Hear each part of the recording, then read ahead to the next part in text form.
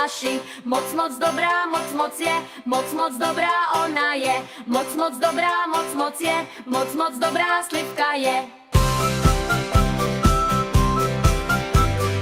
Martin nám pak povídal, že tam ovce přivázal. Marťo, ty si blb, seber se a vem si srp. Marťo, ty si blb, pusť ovečky a nebuď blb.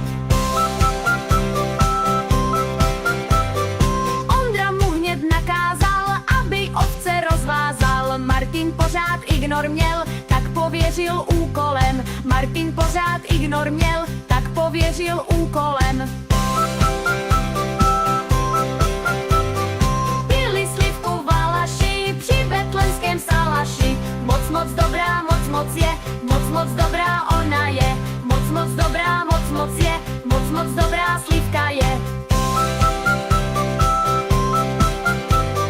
Přivažte tam Martina, zapojte se většina. Martin musí pochopit, ovce nemůže trápit. Martin musí pochopit, že ovce nemůže trápit.